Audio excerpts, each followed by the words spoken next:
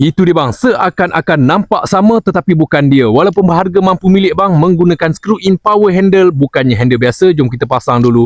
Menggunakan screw-in power handle, material daripada aluminium. Alright, untuk handle dia, material daripada aluminium. Menggunakan screw-in power handle untuk knob handle, memang besar, selesa dipegang.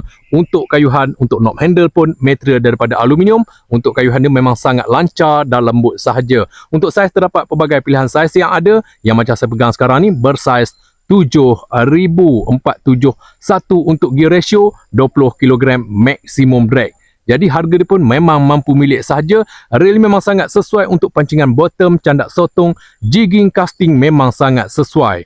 Alright, ini dia backing SW, harga mampu milik sahaja. Seakan-akan nampak sama tetapi bukan dia. Harga dia mampu milik sahaja, abang boleh dapatkan segera.